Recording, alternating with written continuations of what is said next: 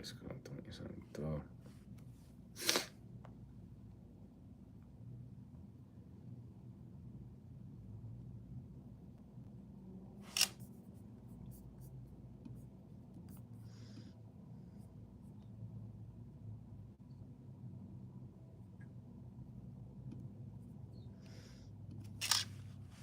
Alright, good morning, good evening everyone. Kung saan kayo sa mundo ngayon.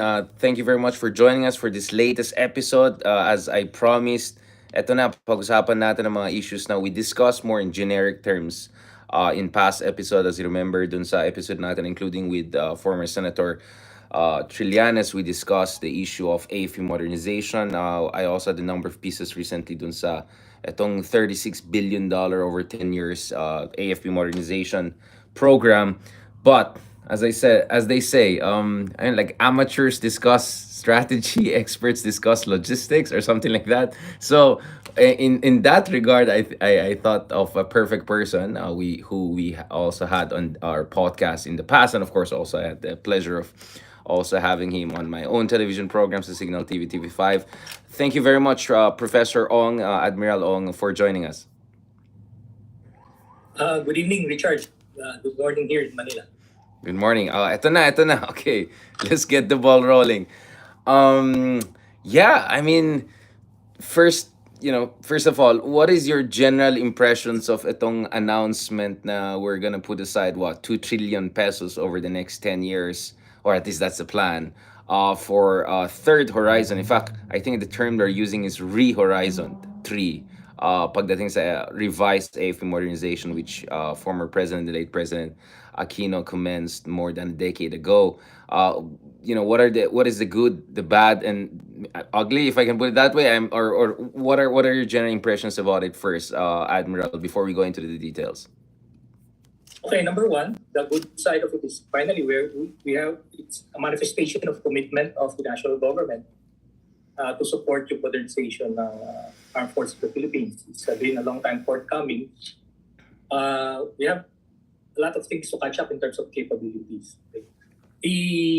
Not naman a negative side, but some things that need to be, we have to cross the T's on some areas. We need to also look at yung alignment between the modernization program and yung strategy natin to address various concerns. Not only West Philippine Sea, kasi as well as other security concerns. The second aspect of that is yung force structure, yung organization.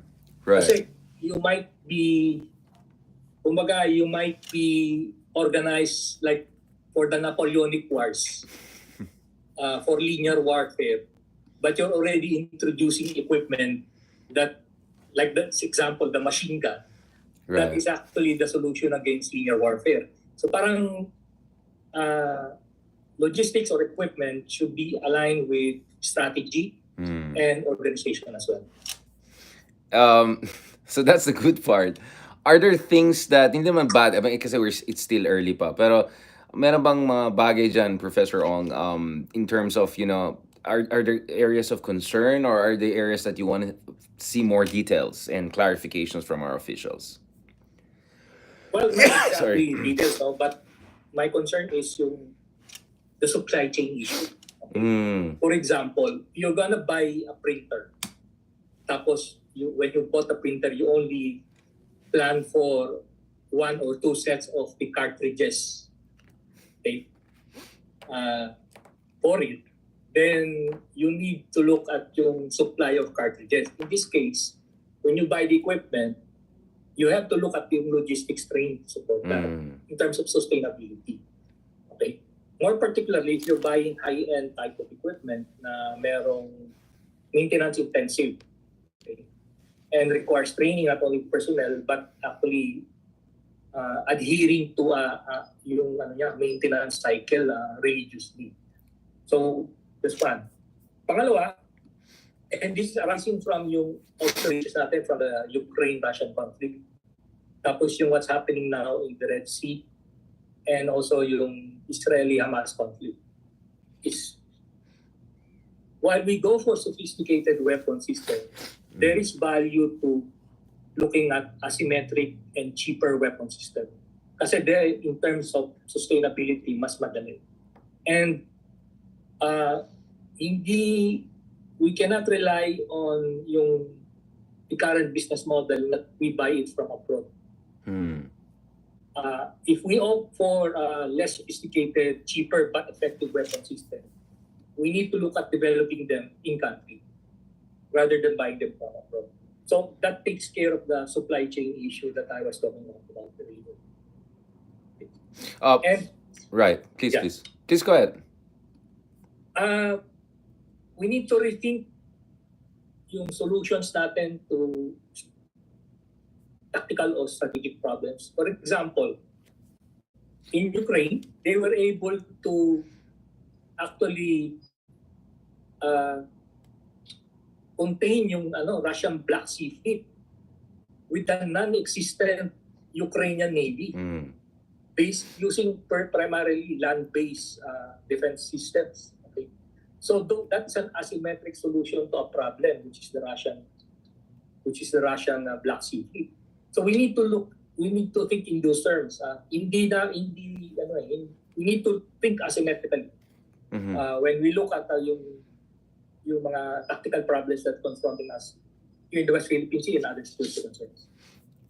Right. I mean, there's a lot that we can go to, and we can talk from the Azerbaijan-Armenia conflict in the Caucasus all the way to Ukraine conflict, especially in the Black Sea, and then what's happening in Houthi, Red Sea, among others. But before we go more into detail, as far as drone warfare and all sorts of asymmetric warfare is concerned, balikan natin itong mga conventional capabilities that we're looking at developing in the coming years. Of course, isa dyan yung mention ng, of course, your Navy po yung background nyo, Admiral. Submarines. Talking about 2 to 3 submarines, I mean, I heard some regional specialist or a commentator saying that 3 is the magic number. In fact, I think the South China Morning Post in Hong Kong had a piece on that actually 3 may look very few on the paper, but it could give us the kind of flexibility and operational capabilities that could be potentially even game changer down the road. But obviously, this is very much 10 years, 15 years from now. But first of all, what is your thought about 3 submarines? Not only 1, not only 2, but 3 submarines. If last time I checked, Vietnam has 6 kilo class submarines, the more modern versions they got from Russia. Malaysia has it. If I'm not mistaken, even Myanmar has submarines. Isn't it time for the Philippines to have submarines? And is 3 the magic number? Yeah, I would agree. 3 would be the magic number. Yeah. No, even now, currently, the Navy, the Philippine Navy uses the 3 concept. Okay, so normally it's 1 is up, 1 is under training, 1 is under maintenance. So that's Right. That's the minimum. Okay, but of course, minsan increase yan to 6 or to 9. So multiples of 3. Okay, so 3 is so the 3, basic. 3. 1 up, 1 on training, and 1 down. Now, in terms of the submarines, a number of countries have come forward. France, of course, at least on the surface, looks like one of the leading candidates here. We also have South Korea, which has already been a major provider to us in terms of naval capabilities. Spain, España, even España, I think, offered to even build yung naval base somewhere in the Visayas region, I think, if I'm not mistaken. May mga nachismis sa akin dito sa Washington, D.C. na may ibang kaibigan natin. Maybe the Italians, the Italians may also come out of nowhere. I mean, of course, you're not part of the bidding commission and all, and I'm not asking you to weigh the scales and all of that, but or put your thumb, sorry, on the scales. But what is your sense with all of these different options coming in? I mean, at least on the surface, what do you feel about it? Okay, siguro before I answer that, I backtrack ko na natin why a submarine. Kasi Ayaw nga pala, no? We just said bakit magic number 3, pero we didn't explain why submarines. Good. Because there's a current discourse. There's other side that are actually criticizing that. Of course, yeah. That project, okay, shadow expensive. Okay. When we went to do this, yung discourse on do we acquire submarine, tinring namin yung problem sa ang major challenge natin sa South China Sea is the PLA Navy surface fleet. Okay, we're talking about the destroyers, the frigates, and corvettes nila. And Right, it's right. the preponderance of surface forces in the South China Sea. Okay? Huwag na natin isama yung ano rito, yung Chinese Coast Guard saka yung militia. Kasi that in itself also already complicates the situation in terms of numbers. Right. Okay? So the solution namin is asymmetric. We cannot confront a surface fleet that is superior to us in number and capability with an equally surface fleet then. Okay? For one, we do not have the industrial capacity that China has. Yung shipbuilding capability niya. We don't. Even the US has problems. Okay, to match that. So, parang symmetric solution will not work. So, we opted for asymmetric. So, dalawa yun actually sa solutions namin. Sorry, Admiral, for the purpose of our audience, when we say symmetric, mean yan head-to-head, no? I mean, like on a conventional basis, Equal, ship-to-ship. Equal capability. So, barko yun siya, barko rin sa'yo. Right. And when you say asymmetric is not necessarily one-to-one correspondence, but actually you can still match it, kind of jiu-jitsu your way through it. I mean, we're just trying to explain to folks who are not into the defense lingo and all of that, Okay, so So, yung dalawa yung solutions namin doon. One of them is the BrahMos anti-shipping science system, which is for delivery na. The second one is submarine, which is still under contention in terms of actually acquiring it. Now, moving forward, yung question mo, which is the better alternative. Now, when we frame the acquisition, ang ano namin dito is this is not an Navy project. This is not even an AFP project. This should be framed as a national project. And when we do that, we're not just buying the submarine, whether that's 2 or 3. Right. We're buying a capability, but also yung industrial ecosystem to support that. Okay? Kaya when we are into negotiation, ang ano namin is, ano yung in terms of what do you add to the basket of goodies, baga. So we're asking for technology transfer. Package, no? Package deal, Yung package na. We're looking at, kasi we need to link up with private sector. Kasi private sector will be the recipient of the industrial component of the this engagement. Then we were also considering, in negotiations, we also ask for, can you help us improve our STEM education in specific schools? Yung science, technology, engineering, math. Kasi you need yung manpower part, you need those manpower, number one, to support the industrial base, and later in the future, sila yung mag-ooperate ng submarine. Right. Okay? Kasi you cannot employ or use people na yung training niya or yung academic back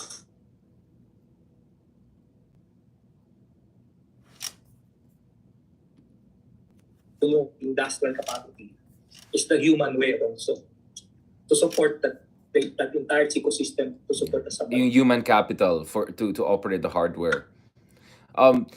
Admiral, aside from the human capital to operate it, of course, there's also discussion of kind of a overarching strategy or grand strategy.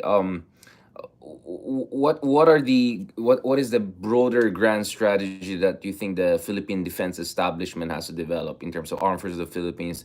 I mean, we can talk about the military industrial complex. We can talk about people who are running it, but there should be also kind of an overarching strategy, right? If you're going to build a formidable or decent navy, at least for a mid-sized country like the Philippines.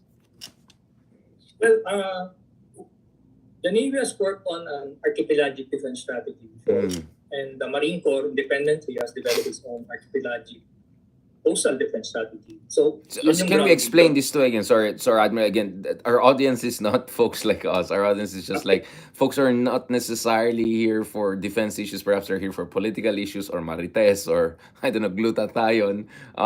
So for the purpose of our audience, can we explain what do we mean by archipelagic defense or coastal defense strategy? Simple lang natin para sa ating audience. Yeah. Well, in plain language, ang Pilipinas is made up is an archipelago. Mm-hmm. So we are made up of 7,100 islands, low tide. Okay, so we need to defend all of those islands within the archipelago.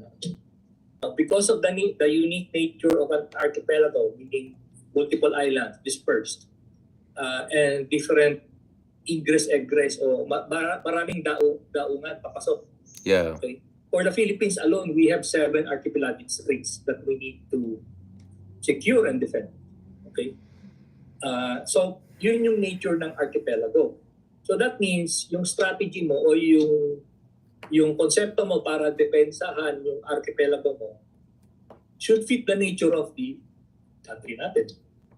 Meaning, you have to consider na marami tayong island groups,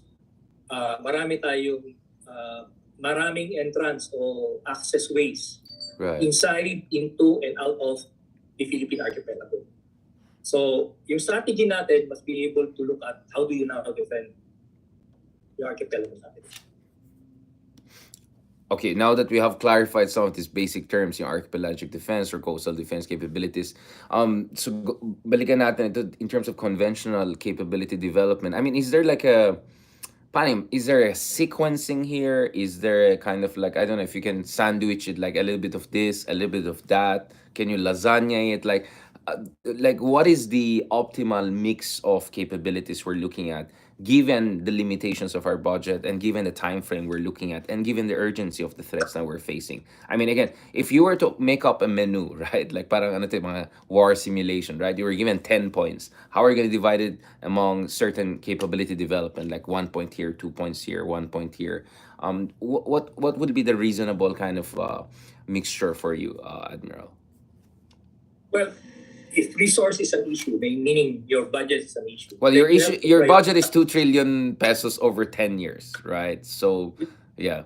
So roughly 200 billion a year, something like that, right? Yeah. $3 to $4 billion a year, let's say. Okay, ang challenge na yan is, and I haven't seen the list yung Horizon. So we're actually basically speculating it.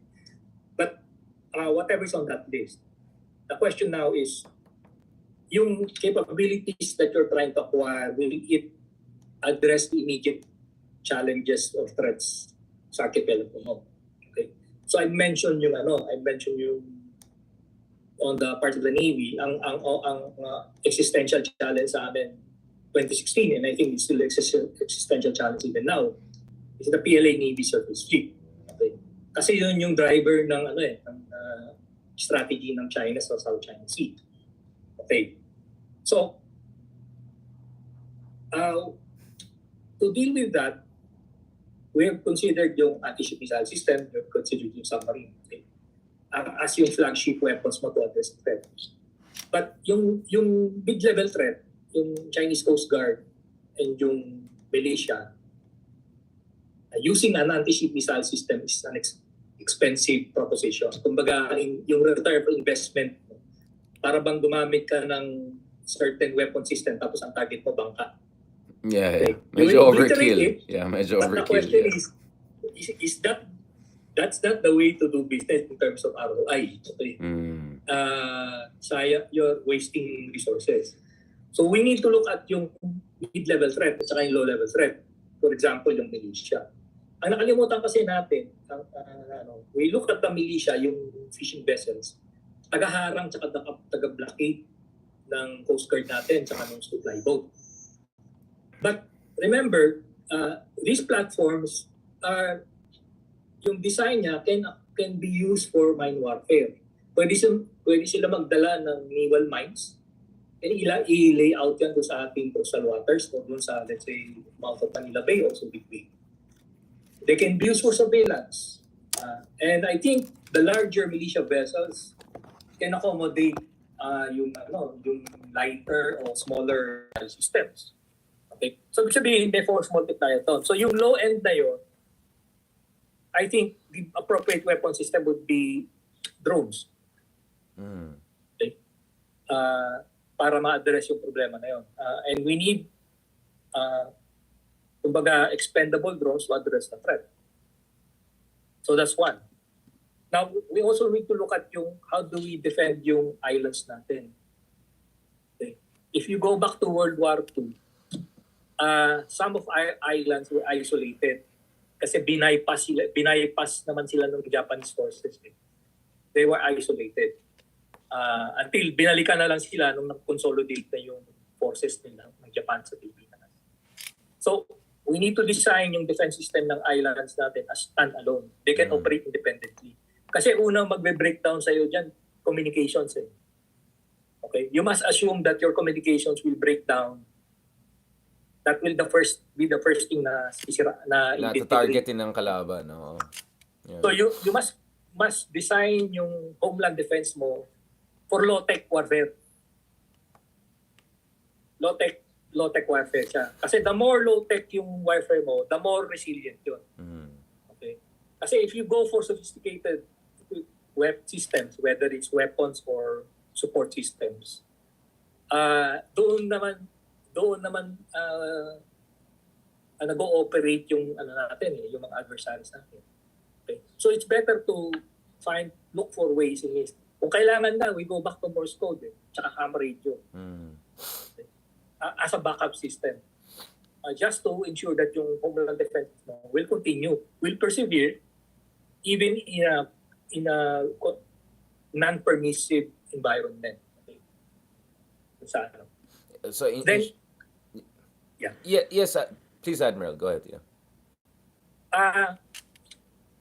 Kasi we're talking of the physical side, whether yung sa ere, sa dagat, o sa lupa.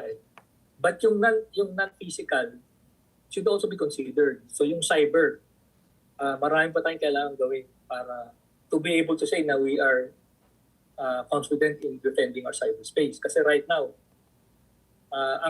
my personal view is private sector is the one taking the cudgels in terms of defending yung private sector. Okay? And government is still in that level of trying to step up to the challenge. The second one is yung public opinion is also battle space. And alam mo naman yan, Richard, meron tayong information war ongoing right now. Meron tayong counter. I have no idea. I'm totally shocked. I've never seen any pro-China makapili club around. Yeah. So that's also part of warfare. Okay? And cognitive I think warfare. we've been good at it, encountering it, but who knows? Like, don't be complacent. Yeah. No room for complacency dito sa cognitive warfare nila. Yeah. Admiral, again, before we go to the asymmetric and cyber, I think those terms are definitely important. Thank you for pointing them out.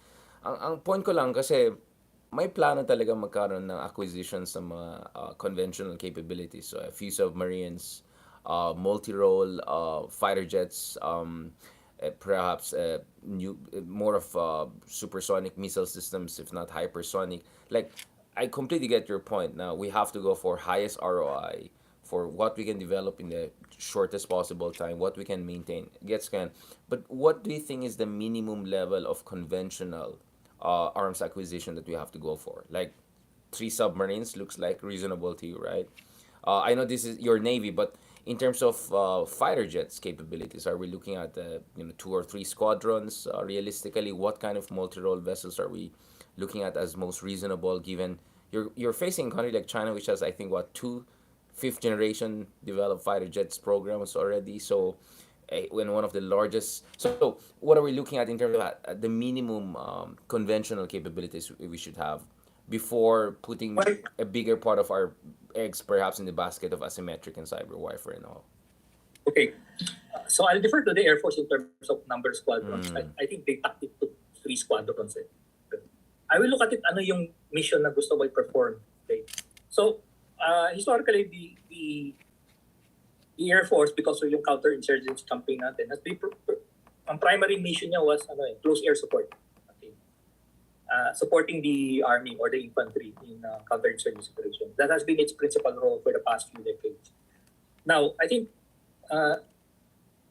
the Air Force, if they want to go conventional, in terms of conventional terms, they are looking into air defense. Okay, that means they need to establish the ability to protect yung PADIs natin, yung Philippine Air Defense Interdiction Zone. Okay, so you need fighters, okay, air superiority capability. Okay, so maaaring yung tinitingnan nila. Ang ating concern naman is ganun pa rin, yung PLA Navy Surface Fleet.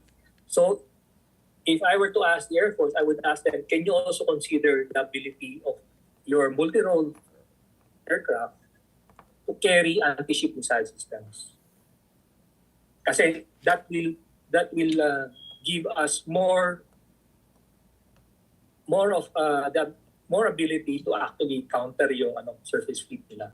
Okay. So that's what I'm going to ask a Navy person na sana one of the squadrons will be designed as naval strike for naval strike requirements. Okay. For air defense naman, it's not that we're talking at merong guns versus missile Yeah, dichotomy. guns and butter, or you mean trade-off? Guns versus missile in terms of yung air defense. Mm-hmm. Kasi missiles are expensive. Okay? But I think one of the lessons, again, from the Ukraine-Russian conflict was they've used an older German anti-air defense system, which is gun type. Okay? And I'm tying this up to yung discussion ko earlier about supply chain. Kasi mas madali yung supply chain mo kung bala yung yung pinaka-primary munition mo compared to missile, which is more expensive. So maybe consider a mix if not possible. Mix, yeah. Because a purely missile-based air defense system might be too expensive for us. Right. So may konting old school style lang. Ganun, Rambo style. May konting Rambo, medyo may konting high-tech tayo. But there are I think Turkey is one. There are providers of gun type air defense system. Yeah. Na modern na, hindi yung Rambo. Hindi yun. Si Rambo ang naisip ko, nakaganyan siya. Tapos ratetan yung mga... Okay, what about yung mga systems like HIMARS or the Javelin missile? Some of these things that many thought could be game changers. At least we saw in the initial phase of the invasion of Russia how some of these systems were very effective. What is your take on those issues? More army yatas yun to. This is more in the realm of army siguro na pag HIMARS and all. I think HIMARS is a current conversation between our armed forces natin and the US forces. But yung HIMARS na alam natin is for land warfare. Right. Okay. I'm not sure kung na-perfect na nila yung HIMARS na pwede gamitin for maritime environment. But if there is, I think that would be a good acquisition as well. Kasi we need to balance off yung BrahMos natin at the ship missile system is, I think our range is around 290 kilometers. Okay? So that takes care of our exclusive economic zone. But for shorter ranges, you need a shorter range weapon system. So I think the HIMARS is a good option, right? Or a similar system with similar capabilities would fill up that gap. Now, I think we kind of covered some of the conventional part. Although, yun nga, I know you're more a Navy guy, so sorry kung I put you on the spot, Admiral, on the Air Force part. Although we are all following what's happening with the Air Force. Some are saying within days we may have some sort of a confirmation whether we're going to go for Gripen with Sweden over the F-16 from the United States. I think this will later on bring us to the more serious, just a serious conversation about U.S.-Philippine alliance, especially as I speak to you now from Washington, D.C. But before going there, dito sa U.S.-Philippine alliance, partnerships, etc., let's talk about the asymmetric part a little bit more. Let me push things a little bit. I mean, do you think it makes sense for the Philippines also to have not only, I don't know, suicide drones, autonomous suicide boats, yung mga ganyan na ginagamit ng some of the forces in the Middle East, for instance, as a kind of a deterrent on potential weapons against the U.S. if things go down the road, go downhill all the way. But also in terms of, I don't know, I mean, pwede rin tayo mag-develop ng mga militias natin. I don't know, put some of our feistier Filipino people there. I mean, what are we looking at here? Kasi obviously there's always this escalation domination, right? I mean, if we have, for every 100 drones we can deploy, I think the Chinese can deploy 1,000,000 drones or something. You get what I'm saying? It's not like China is not a master of asymmetrical warfare itself. I mean, in a way, we're saying let's do to China what China wants to do to the U.S., right? Their developments of ACBMs, their developments of all these drone systems. What are we looking at here? Do you think that the Philippines should also develop its own drone industry? I think Ukraine has done a pretty good job of going from zero to something, not maybe hero yet, but Realistically, in terms of, kasi supply chain yung pinag-usapan natin, do you think the Philippines is also in position to develop its own drone and some of the asymmetric capability development industry, assuming we can get the semiconductors and all from Taiwan and other countries? Yeah. Well, I would agree dun sa proposal na to build our own drones dito sa Pilipinas. No? But yung context niya is dapat we already have yung ecosystem niya would be the Yun nga eh. Self-Reliance Defense Program, yung SRDP. Yeah. Dapat ilatag niyo yun because there are some legal things that you need to undertake first para that can be a viable. Ano? So we're not only talking of drones, no? We're talking of how do we create a viable defense industry in the Philippines to support its own requirements.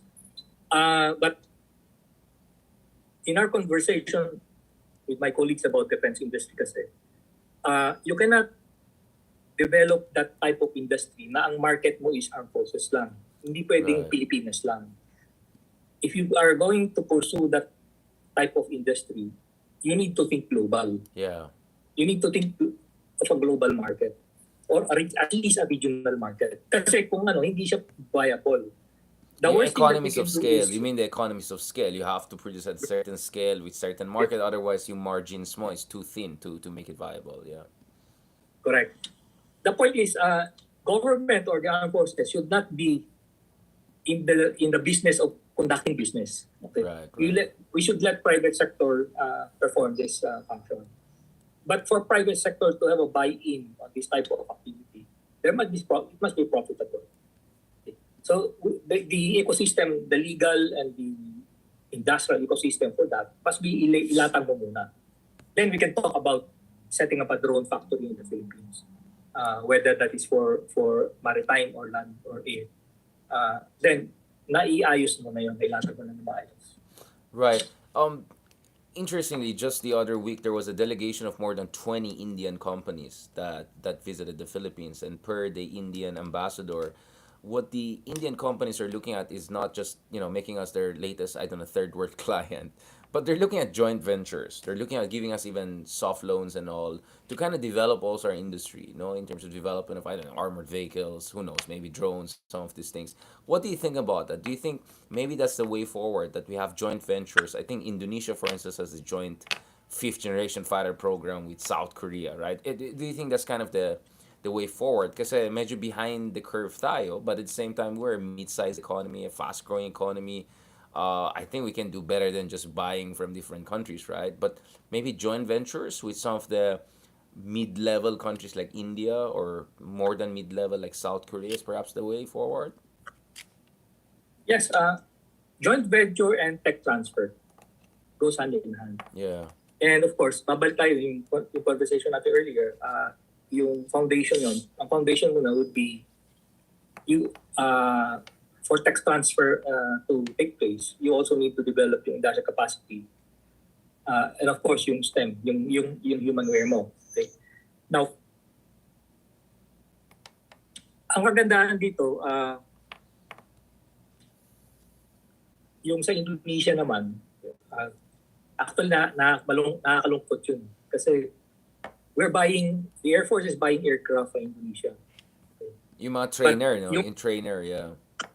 Yeah, no, transport, light Oh, yeah, transport even the light aircraft. transport. Not to mention yung mga barko din natin na nakukuha natin sa kanila, di ba? Yeah. But yung industry nila yon, pinag-aralan nila yung corporation natin dito sa Pilipinas. Binalik nila sa Indonesia and they made good with running that concept. Sa Right. atin naman nag-fold up, hindi nag-prosper yun. Okay, parang yung same situation as yung IRI, yung rice. Yes, the rice. Vietnam, Thailand learning from us and then selling back They to us. learned from us. Niluto Then they were tayo better sa than sarili the natin mantika. Okay. Yung sa Indonesia naman, yung shipyard, I think quality-wise, we're better than them in terms of quality. But they're just better in terms of yung Yeah. running that industry.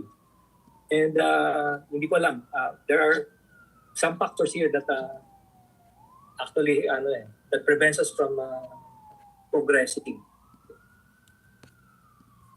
I mean, Admiral, as my understanding of Indonesia is that they have a number of large state-owned, state-backed enterprises involved in the production of advanced weapon systems, which President Jokowi discussed when he visited Manila. Noon.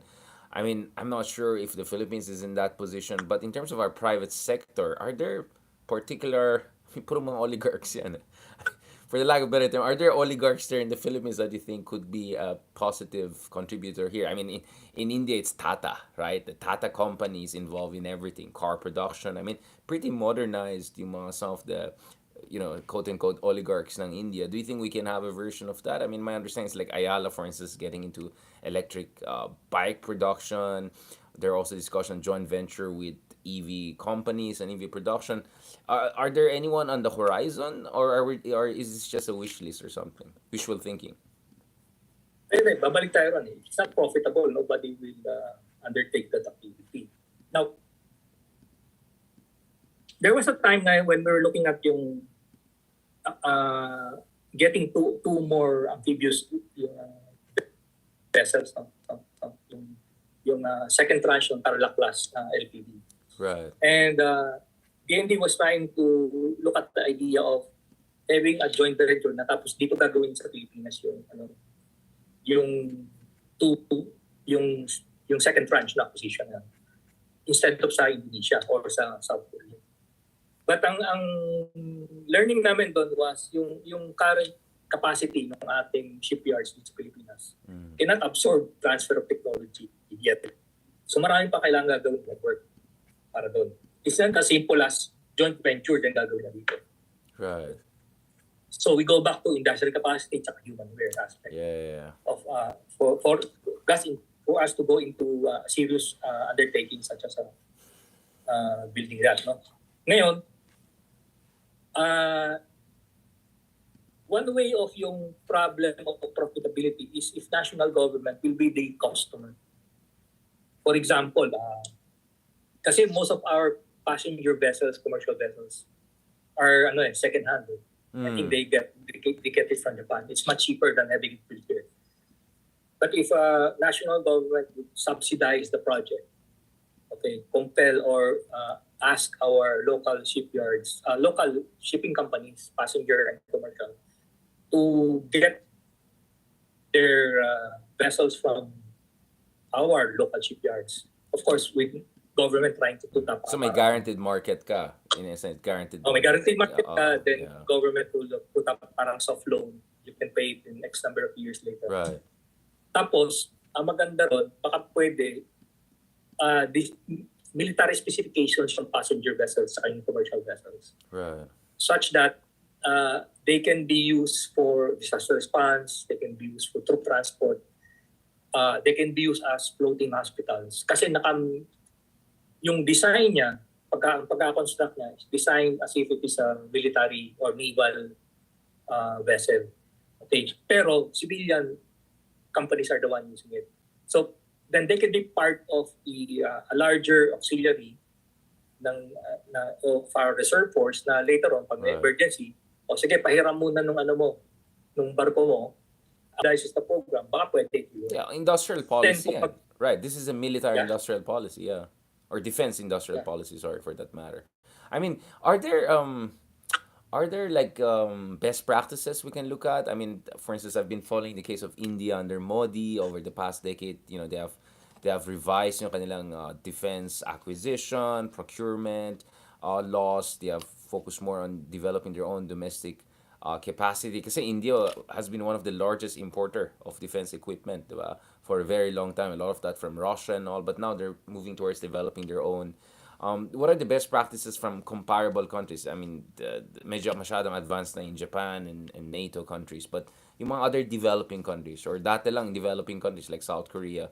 I mean, I think we already discussed Indonesia to a certain degree. I mean, even Pakistan, diba? Yung mga mas mahirap pa ng bansa sa atin na nakaka-develop sila ng military-industrial complex and slightly more developed countries like Turkey, for instance, diba? Drone superpowers na sila. So, are there like kind of yun nga, parang ayoko na ang dating dito suntok sa buwan, di ba? At the same time, we don't want to be complacent or masyadong low ang standard. Kaya tinitingnan ko yung mga other middle-sized, middle-income countries or rising developing countries like India, for instance, or Brazil? What are things that we can learn from them? Are there some best practices in mind? Well, number one, there must be a plan. It must be part of an industrial plan. Yeah. Okay? Babalik din naman tayo Otherwise, sa industrial. it's good for Yeah. 6 years lang, then wala Yeah. na. Okay? Then there must be buy-in from all stakeholders doon. So it's not a political issue, but rather something that everybody can agree on. That it's something needs to be done, and it no matter who is in power. So kailangan Yeah. depoliticize siya. Another one would be, again, I mentioned we need to strengthen yung STEM natin, STEM education. Kasi we have this, but saan pupunta yung graduates ng STEM education natin? Right. They're not staying here kasi wala kang walang catch system walang sasalo sa kanila when they graduate. So dito, may tie-up dapat yung STEM education infrastructure mo with yung labor force o yung market mo that will accept it. Right. So at some point, it needs to be a closed system. Pag kumbaga, sige, when you graduate, you come to me. Okay? Yeah. When you graduate, they say from Philippine Science High School. After that, you go to college, you take this course. Then after that, you are employed guaranteed dito. Okay? You can serve for X number of years later on. You want to go abroad, then that's up to you. Parang But mga at least meron kang scholarships, di ba? guarantee. May conditional. You get the scholarship, but 2 years you have to go back, something like that. Yeah. So, you need those kasi you need those base to work with. Yeah. Pangatlo, it must be profit-driven, of course. Okay. It's based on a realistic appreciation ng regional at global market. Merong patutunguhan yun. So you don't have, hindi mo kailangan patulan lahat ng types of equipment. Only those that will work for you. And it must be done at a much better and cheaper way. Okay. So you mentioned about South Korea. South Korea started off with tech transfer. Right. Tech transfer, I think, from Germany. And pinag-aralan nila yung technology. May reverse engineer nila yun. Okay. For us to reverse engineer, that means you have skilled persons who understand the system. Otherwise, superficial yung Otherwise, may reverse pero walang engineering. Puro reverse lang. Puro reverse lang. Correct. Then, kaya makita mo na ano tawag na South Korean sa kanila ngayon. Right. What they call themselves. They are now the new arsenal of democracy. Yeah. Especially medyo Trump yan yung president nila ngayon. So may pagkaganyan, may mayabang. No, they're now supplying Ukraine, EU countries. Yeah, Poland. I think Poland is one of their biggest the customers, Yeah. right? Yeah. So they're actually yun yung tinasabi kong they started with a local market but kinapacitate nila para mag-compete sa global market. Right.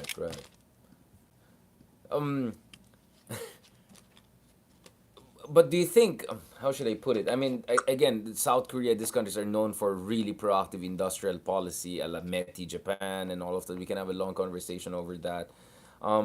Because there's some people that are asking questions here about, for instance, yung steel industry natin, how depressing things have turned. But I know the Gokong Ways, I think, are quite involved in the steel industry, and they're not doing too bad. I think there are 2 or 3 steel industry companies in the Philippines who have been defying all sorts of odds. Are we perhaps also underestimating our private sector's capability to engage in increasingly sophisticated and large-scale, manufacturing or industrial practices, including potentially defense industry practices down the road? Magaling sila sana paggawa ng condominium, paggawa ng kung ano-ano, di ba?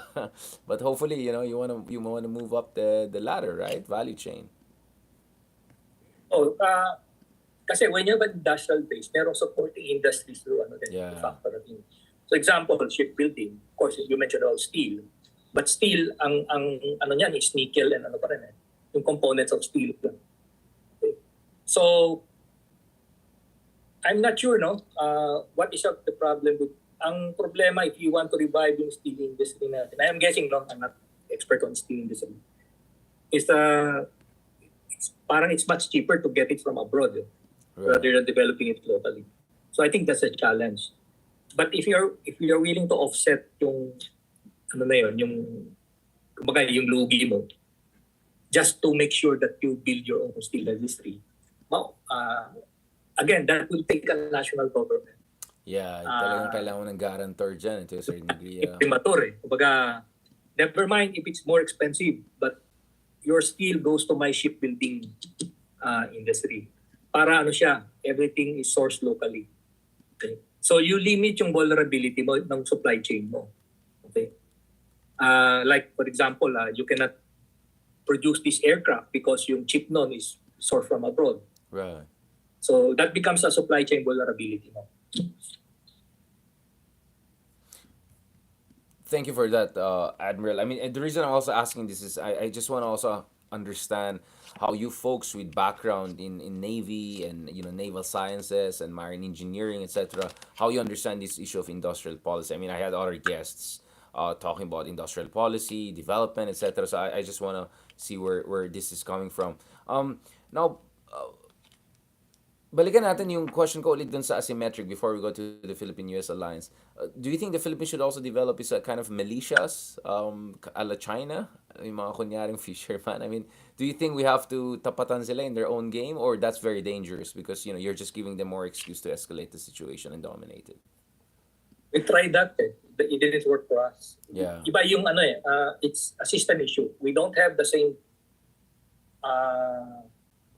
yung kumbaga the base that we need to work with is not the same as China. So hindi siya sustainable. For example, most of our major fishing companies do not actually fish in the South China Sea. Doon sila sa Pacific. Yeah. Doon sila naka-deploy. So it's not for us to divert them to South China Sea. That means we have to subsidize their operations here.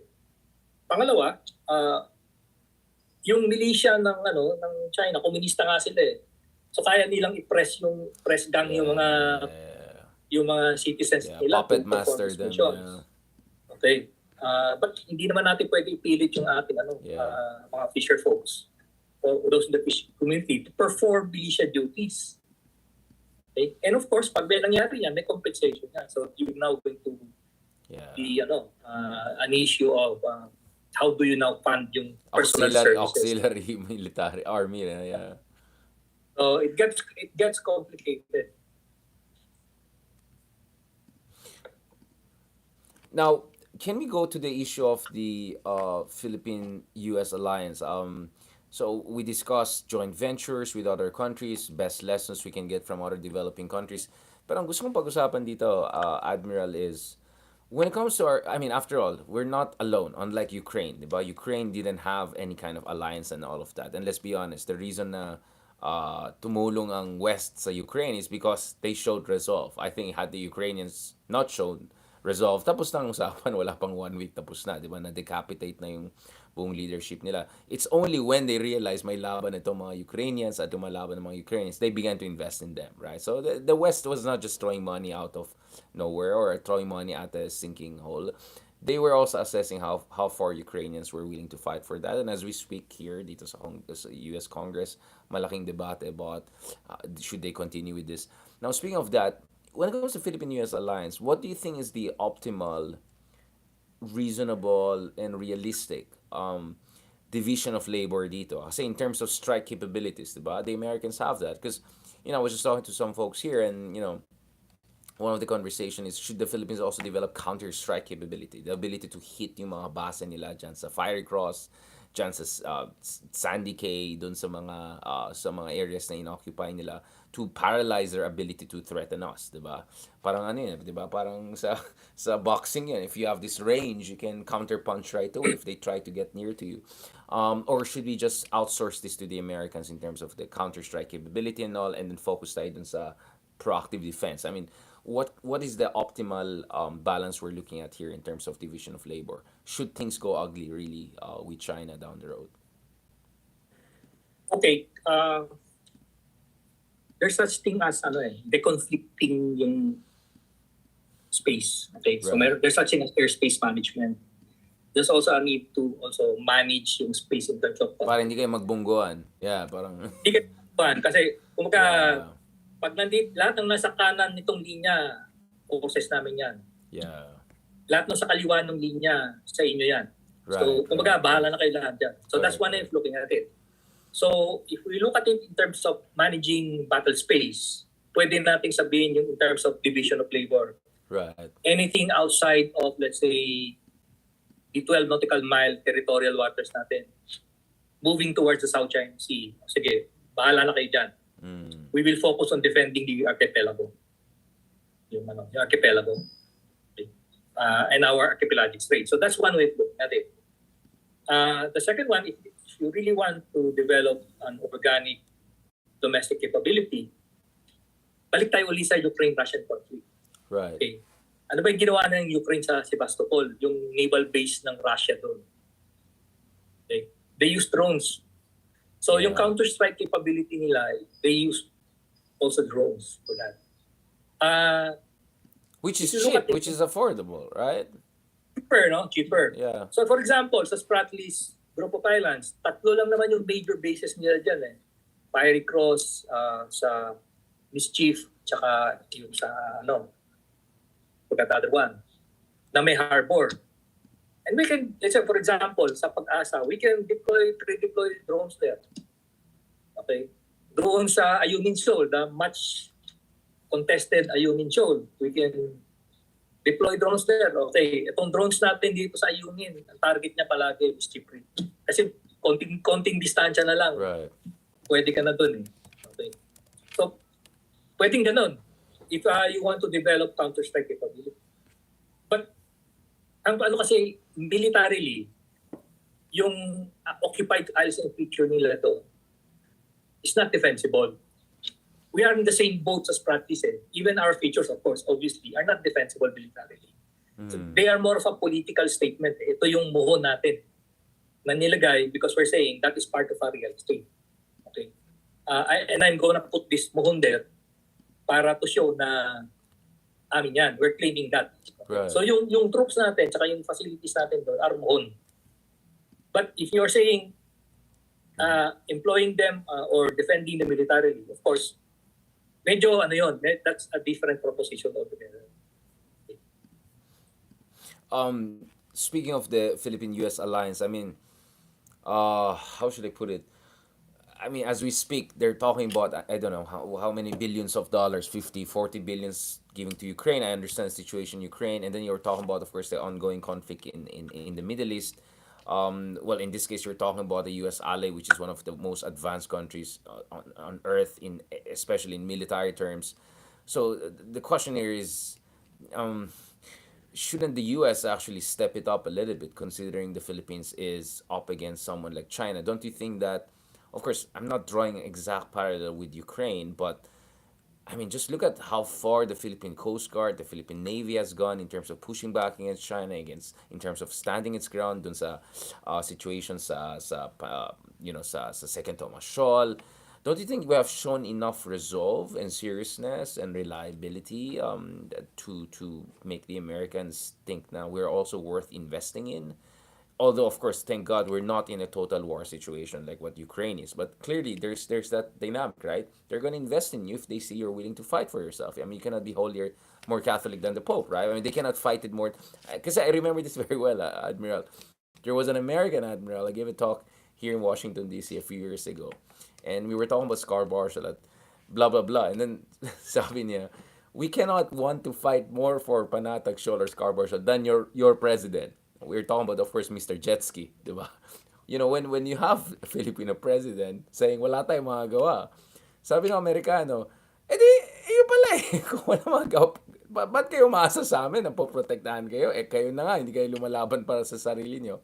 Well, at least, thank God, we don't have that kind of president anymore or leadership. But, you get what I'm saying, right? I mean, this is where I disagree with folks who say, salamat kay Digong, siniseryoso tayo na Amerika. But there was a lot of cost to having Digong around, right? He made us look like a banana republic. There was a lot of delay in terms of developing bilateral capabilities. And I would argue, kahit siguro bakanteng chair ang nilagay mo sa Malacanang, the U.S. has no choice but to take us more seriously because of our geography and the situation with China, right? Regardless of, this is really about our geopolitical position, right? Um, but then again, I mean, should we push more for the Americans? I mean, we're talking about tens of billions of dollars given to some countries that have already one of the most advanced militaries in the world and are up against, I don't know, some terrorist organization here and there. Well, in the case of Philippines, we're up against the biggest navy on earth. I just see some asymmetry in a bad sense there, right? I mean, or am I expecting too much? I mean, how should we put it? Okay, number one, and I may get into trouble, no, kasi in another program I mentioned, I said, let's not rely too much on the Americans. I think, number one, we need to look at yung sarili muna natin. Kasi if you're not willing to fight for your own country, how can you expect other Sure, countries to fight for you? sure. So basic yun eh. If you are not able to defend your national interests, don't ask the Americans to fight for us. Kasi parang ano eh, that's ridiculous eh. But hindi natin control yung ano eh, and you're there in Washington, D.C. And I think you're at the heart of a very controversial debate about Yeah. where the money should go. Kasi ang conversation dyan ngayon is why are we supporting Ukraine? Why are we supporting Israel? Yeah. We need to invest money to protect yung southern border nila to Mexico because of illegal migration. So that's a partisan debate. That's ano eh. So Though some my point Republicans is, are saying we should also focus on China in the Pacific and Asia because that's the real deal. That's also, I mean, I had, for instance, Elbridge Colby, who was the yeah. architect, on my show before, and he's the guy who's saying we should focus on China. China is really the major concern and threat to the United States. Yeah, I agree with you. I also read your tweets ni Elbridge Colby. Yeah. Colby would be the right person if the Republicans are in power. Kaso Democrats are the one in power. Eh. So it's basically a voice in the wilderness there in terms of their strategic community in Washington, D.C. But one alternative is if we cannot do it alone and the Americans are distracted. Kasi we have to accept that they are distracted with other global issues. And we are competing for yung para pansinin tayo. Yeah. And either we get Nasa a better linya tayo, lobbyist nasa linya tayo. or we need we need a better way of packaging ourselves or Southeast Sure. Asia. Sure. So we need to accept na America is distracted with other issues globally. And as much as they want to focus on East Asia, the dynamics, both the global and the domestic politics nila are causing them to veer away from this region and focus on China. Okay, so that's one. So ang ano natin is hindi naman tayo iiyakan na lang natin yun. We look for alternatives. And I think that means doon papasok yung we need to diversify our alliances and partnerships. Not only rely on the Americans, but look at other countries, particularly let's say Japan or India or maybe Australia, who are also on the same boat as us. But ang kagandaan nun, they are also part of the barangay. Kasi ang problema sa Amerika, hindi siya member ng barangay natin eh. Ano siya eh, America is not a resident power in East Asia. Dumadalaw lang siya. But we're dealing with India But they or are Japan. in Guam. They're in Guam, which is like 4 hours flight from Manila, right? I mean, they have bases in Japan and Korea. I mean, I see what you're saying, but I think we have to be careful about that argument. That's what the Chinese always use. Oh, the Americans are external powers. But last time I checked, Guam, that's an American territory. Puro mga Pinoy pa dyan. I think 50% are Pinoy. A lot of them my fellow Ilocano. So they are a resident power, I would say. They're not an Asian power, but they're an Indo-Pacific power. They are a Pacific power, aren't they? Well, you're correct there. Ang inaano ko lang is because they have other global interests or global commitments. Absolutely, yeah. Hindi talaga Overstretch makapag-focus. sila, Even yeah. if they want to. Hindi talaga. And that's why one of the drivers of instability in the region is what I call the regional naval balance of power. Yung China is able to concentrate its forces dito sa Yeah, East Asia. exactly, yeah. But America's various naval fleets that deployed everywhere. But yung barko that is yung laman ng fleets na yon, they just shift from one fleet to another. Eh. So as much as they have the 7th year, hindi rin siya makakonsentrate lang dito sa region. True. No, that's a good point. Kaya nga sabi ko, we have to be also careful with this propaganda na, oh, US has the biggest defense budget in the world, blah, blah, blah. They're really... And I said, but US is a global power. They have to, slice the pie between how many, oceans, while China is still primarily an Asian power. And then to a certain degree, they're expanding their tentacles, Djibouti here and there, diba? So totally different situations. Not to mention, of course, if you use proper economic measures like purchasing power parity, China's defense budget may be close to 600 billion, right? Assuming we're even counting the real budget, and dami mga hindi dinideclare. So this is very correct that the Chinese, they can concentrate themselves as a regional power dito sa theater, while the United States as of now may not be in that position. And actually there was just a research that came out from the Congressional Research Services that shows that the US at best can fight what, 1.5 major conflicts simultaneously, like barely 2, right? And I'm already looking at the map, and it's like one in Ukraine, one in the Middle East right now. Because you have also, I'm not talking about Hamas, and I'm talking about other major regional powers there, and Russia and China also have an interest there.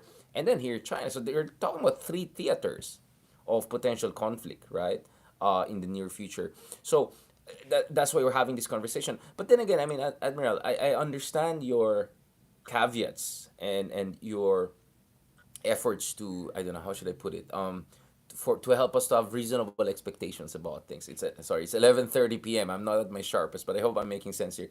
Ang tanong ko lang dito is, ano yung baseline dapat natin with the United States? And I think this is my segue to the last part of our conversation, at least for today, and hopefully we'll have more of this. Because as we speak, the Americans are seeking for more access to Batanes, more of our northern bases. My understanding is that some of the bases in the north may be HADR supposedly, but there are also facilities there to accommodate fighter jets. I mean, we have some very precious things that are on the table right now, which Marcos Jr. has not fully green lighted. So my understanding is that, even between allies, there has to be some sort of reciprocity, right? I mean, definitely between allies. As we allow the Americans to have more presence in the north vis-a-vis Taiwan, that's a very risky thing for us. And I understand why BBM is very equivocal about it, just to be nice I mean, strategic ambiguity, if I can put it that way. What is your take on that? I mean, what should be the baseline from the US? I completely agree that we should not rely on America. But at the end of the day, Admiral, iba yung treaty ally eh. Iba yung, you know what I'm saying, partner, strategic partner. I mean, whatever you want to call them, comprehensive strategic partner, right?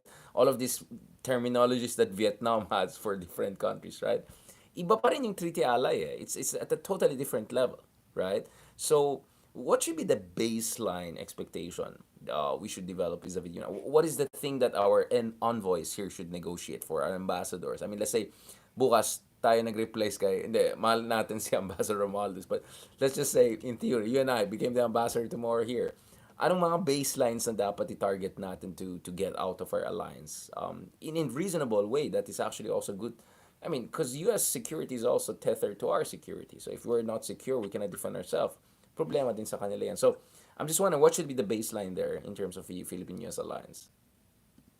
Okay, a problem, Richard, with the baseline is the baseline is defined by yung politics natin, domestic politics.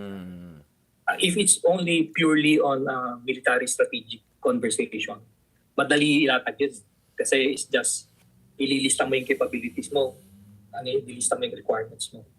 So, when we define the alliance, the Philippine-US alliance, in terms of a corporate relation, ano yung equity ng partners eh?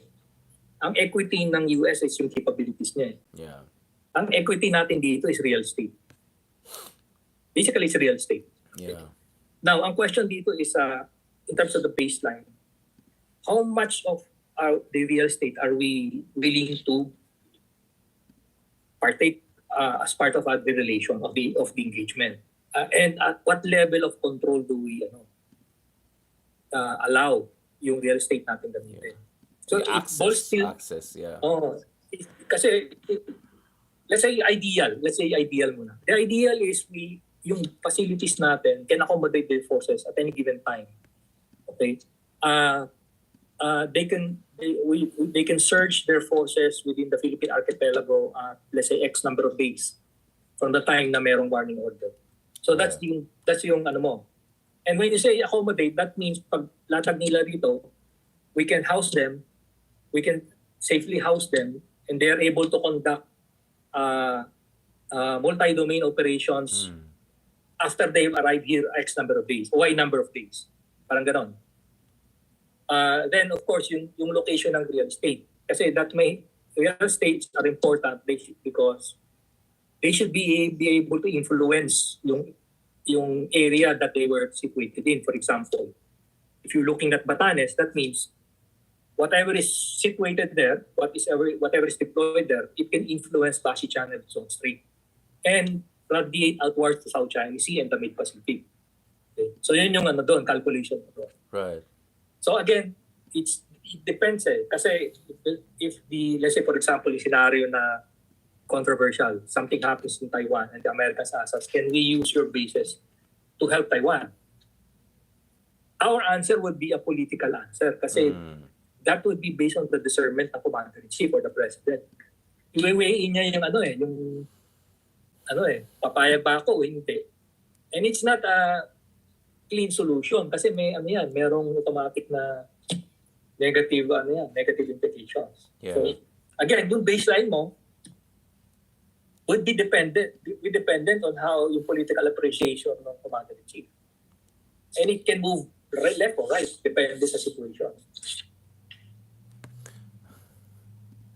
You're being very diplomatic about this. I mean, I'm asking you as a military, former military guy. I mean, what is okay? I understand. There's the politics of it. There's the operational military aspect of it. But what is the marriage of the two? Like, what is the if we split the difference? Let's say a realistic level of political calculations and discussion, and then a reasonable level of military capability development. Kasi ayaw naman natin forever na hanggang real estate na lang asset tayo. We want to also be a capable ally and partner which can also actively contribute to international peace and security, right?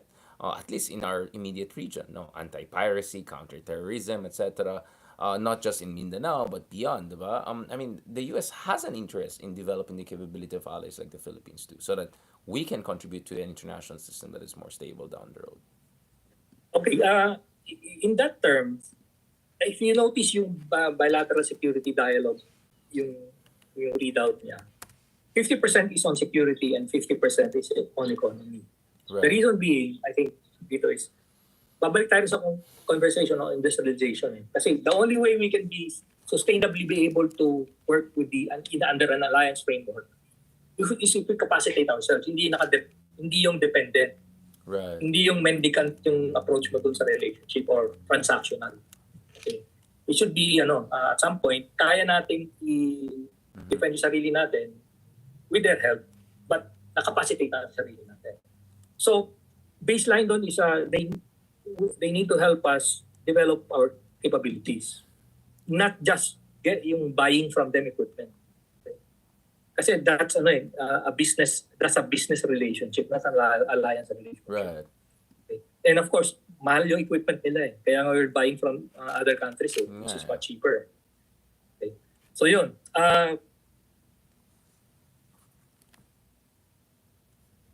We mentioned about drones, technology transfer. And siguro making the Philippines part of their military supply chain para we can draw on the same supply. Kasi meron namang basic din. There are basic equipment or simple equipment that can be common to us. Right. Okay. Not reasonable. We're towards the the last part of this episode, but before, because I want you also to remind yung ating mga kababayan bakit mahalaga ito. But I want you to also remind siguro yung mga Filipino-American community how they can be helpful here, di ba? Kasi as we speak, one reason why certain countries get billions of dollars of aid even if they're developed and rich and all of that is because there's a lobby. There's a powerful lobby that pushes for stronger bilateral security cooperations. The latest one is actually Indians. The Indian community and Indian American community is very, very proactive, no? And that has been very consequential in terms of elevating bilateral relationship between India and US. And India is not even an ally of the US, right? And they're getting access to, an Airbus engine development capabilities, so on and so on. Um, but before that, etong Taiwan, can we go back to this issue of Taiwan, because your take on the Taiwan issue is quite unique. In fact, I would say that perhaps we're hindi naman opposite, but I argued in certain articles that and certain interviews that we could leverage the Taiwan linkage by, essentially making clear to the Chinese that the more they bully us in West Philippine Sea, the more we give access to the Americans. But it could also work the other way. We can curb the American access in the north if, in exchange, in the west, the Chinese don't make extra trouble. I mean, how do you stand on that linkage kind of game or calculus, or do you think we should just push back on both fronts and there should be no compromise? Or, I think if I remember, maybe the Taiwan issue is even more important at some point, because we're talking about a giant island next to it, not just small islands here. I think that's where you have some interesting take that I want to go back to. Okay, ang best case scenario ko sa Taiwan is status quo eh. Meaning, it is what is now. Diba? Minus of course yung tension in the Taiwan Strait. Okay. So that's my best case scenario. My worst case scenario is Chinese presence in Taiwan. Kasi now, Taiwan is essentially buffer state natin sa China. Eh. Right. So if we lose Taiwan, then kapitbahay na natin si China. And our the northern part of the Philippines will be under threat. It will be under threat kasi Basi Channel is a strategic waterway. Okay. And yung discernment natin dito started when China during the previous administration was trying to invest in those certain areas in the northern Philippines. Yeah. Na kami naman sa Navy nakita namin, oops, strategic yung ano niyan, yung placement niya. Red flag yan, hindi tayo magsasalita. Kasi if they gain access to that, whether that is pseudo foreign direct investment or whatever. Tourism naman daw, papagandahin nila, gawa daw sila ng casino. that will give them a footprint doon sa ating right. So medyo nung nakita natin, ito na biro ko diyan eh. For yung those arguing against EDCA. Sabi ko, may EDCA rin yung China. Eh. Ang tawag nila ron, BRI. So, the point is, we cannot afford a Taiwan that is may Chinese presence. Okay. So, anything that disrupts yung strategy nila on Taiwan, that involves Basi Channel or Zone 3, I'm all for it. So, if you do not want the Americans there, kasi that might be a driver for further conflict, the minimum we can do is deploy our own forces there and strengthen our position. Okay?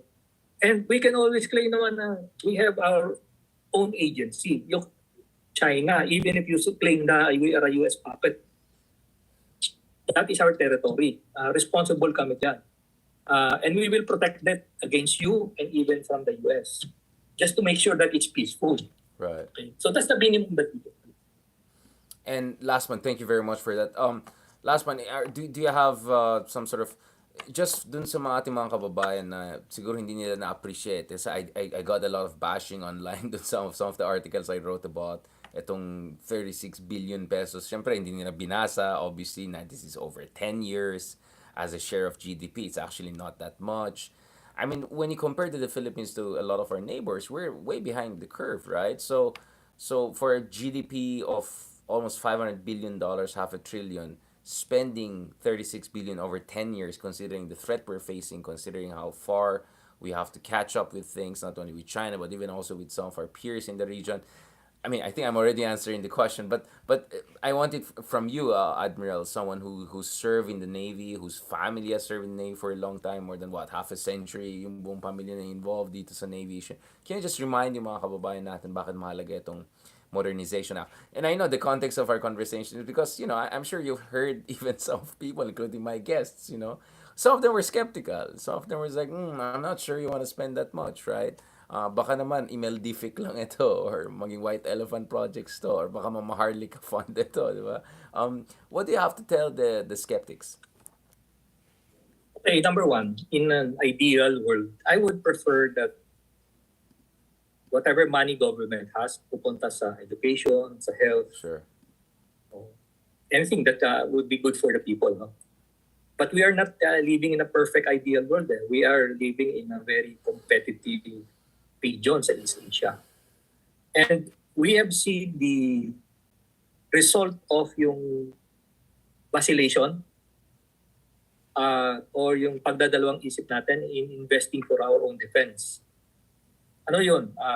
Scarborough, Party Group of Island. Yeah. Okay. Kung hindi perfect yung neighborhood mo, then it is your responsibility to protect yourself. Right. Now, yung cost niyan is something that is ano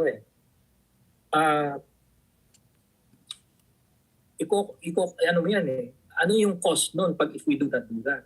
Then we are surrendering yung country natin to yung whims and caprices of a third country who has ambitions in the region.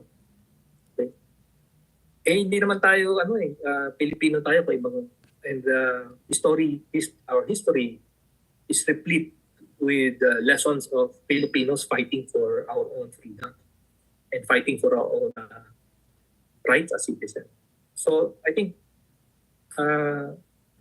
yung county lang yun eh compared to yung counting investment na yun. Exactly. I think why is right. I mean, we're not even spending 1.5% of our GDP, right? I mean, countries like US are spending what 3 to 4%. Russia is spending more than 4%. China is spending definitely more than 2%. I mean, we're like spending at EU level, but it's like, but we don't have. What point something? Yeah, I mean, and considering we're starting from a very low base and we're up against China. I mean, this is serious stuff. And hindi naman pwede na parati tayo umaasa na lang sa America as we discussed. Hindi naman pwede na magtatay digong style naman tayo na wala tayong makagawa at magje-jet ski na lang tayo. So, we have to find a reasonable way of dealing with this. And hindi tayo siseryoso na ibang bansa kung wala kang matinong, modern, di ba, military or armed forces. And as we discussed with si Mike Loico, among others from AFP, Colonel Loico, we want to have a kind of a 21st century modern armed forces. Not the best in the world, but at least a modern, capable one. What about sa mga Filipino-American community? Is there an advice that maybe they should be more involved in pushing for more American support for the Philippines modernization? Siguro yung mga F-16 fighters, gawin nila mas mura, mas affordable, napakamahal yung binibenta nila sa atin, ituloy napunta tayo sa Sweden. Anong masasabi natin dyan? Well, siguro, keep the fire burning in terms of yung visibility ng Pilipinas and sa kasi ang larangan kasi diyan domestic politics yung iba so be a constant voice of reminding your congressmen or senators to look after the Southeast Asia and the Philippines. Right. On that note, thank you very much, Admiral Ong, Professor Ong, from Ateneo de Manila University. ASOG, di ba? School of Government po. Professor Ong, Professor of Practice at the Ateneo School of Government. Thank you so much for that discussion. I think we went a little bit into logistics. That's, I think, what real experts do. Amateurs do more like, grand strategy. So I think people would appreciate that, Admiral Ong.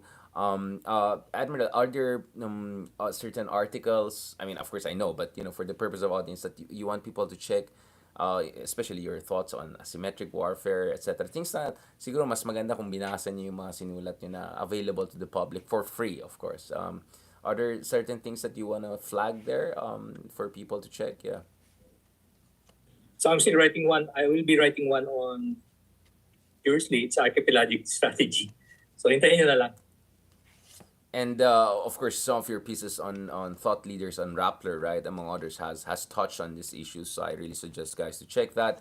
Not to mention also, if you go to just YouTube and just put Heydarian and Admiral Ong, some of our previous conversations comes in first island chain, second island chain, some of the more other issues that hindi namin inulit dito. So you can check them out. But I look forward, Admiral, to catching up with you, perhaps at a better time as far as my time is concerned. At maraming salamat, Admiral, for putting aside precious time from your weekend and morning with us. I can see a lot of people showing a lot of appreciation dito sa ganitong discussion. So, hindi ito kasing kalog ng mga iba, like yung usapan namin ni Ronald Llamas. Hindi ito mga usapan glutathione or usapan kalokohan.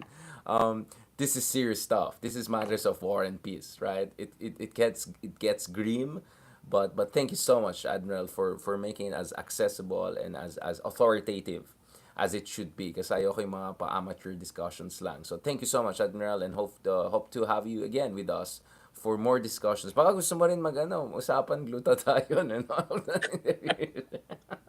Pwede naman. Exactly. Pag-research mo na. Yun nga baka magpa-drip muna daw si Admiral, and then pag-usapan natin ng skincare. On that note, God bless and talk to you soon. Mabuhay po, Admiral. Good night. Good night po. Good day po. Alright guys, thank you so much dun sa mga usapan glutathione. Ayan tayo. Kailangan talaga natin ng kailangan talaga natin ng isang episode. Hindi, in fairness naman, aminin ko, dumaan ako sa Shiseido nung nandun kami. Nandun ako sa Ginza, sa Tokyo the other week. So baka I'll make a vlog about that kasi I know medyo mahal ang Shiseido, pero for guys kasi guys, and yung mga babae kasi, 'di ba? You have all of this.